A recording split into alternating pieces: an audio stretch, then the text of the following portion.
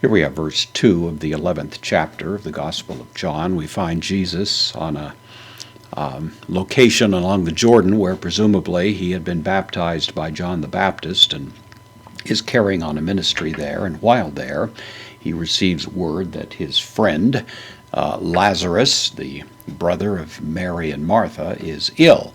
And so now we have an explanatory comment that's being provided by John at this point. Ein. This is from eimi. It's the third person singular imperfect active indicative. So it was. It's the idea. De, the postpositive, but it was Mariam, the word for Miriam, of course. This is the Miriam, he explains. Hey, alepsasa. Alepsasa is from alepho. It means to anoint. It's less common in the New Testament than Creo, which is used for anointing, as in the root of the word Christos, Christ, a christening, and so on. But this word is also used, and it really is in the New Testament at least used fairly synonymously with the other, although in classical Greek otherwise there was a bit of a distinction. But at this point John is saying that this is the Mary who anointed Ton, the accusative, singular masculine article, Ton Kurion, the Lord, Moron, this is moro, the dative, singular, of this neuter verb. It means myrrh. It's in the dative to indicate the dative of means. So she anointed the Lord by means of myrrh would be the idea.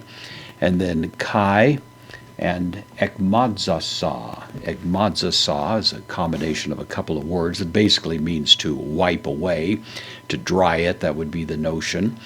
You notice both these words are participles. They both represent aorist active participles, feminine singular nominative, because both of them go back to Mary. They're both, in a sense, working adjectively to describe her. So it's the Mary who, on the one hand, anointed the Lord, and on the other hand, wiped the feet, tous podos, the accusative plural of this masculine noun. Pous is the word for feet, from which we get words like podiatry and so on, and wiped the feet of him. Taste, by means of, again, the dative of means. This is the feminine dative plural, thridzen, the word for hair. Thrids is the word. This is the dative plural of this, by means of her hair, autes. So this is the Mary. John is simply explaining what Mary this is, lest we confuse her with some other Mary that might show up in the New Testament. Then heis, the relative pronoun. This is the genitive, feminine, singular, which or who. Ho adelphos, the brother. Lazarus, who the brother. Asthene, was sick or was ill. We saw this word in the last sentence as well. The idea of astheneo, contract verb, it means to be sick or to be weak, literally.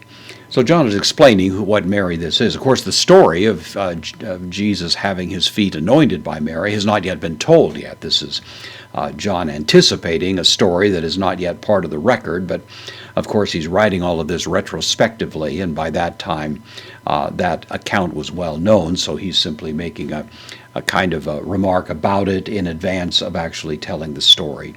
So that's the Mary we're speaking with, the sister of Martha and Lazarus, and Jesus is going to be, of course, approaching them and going to that village soon enough, but it'll be well after Lazarus has died.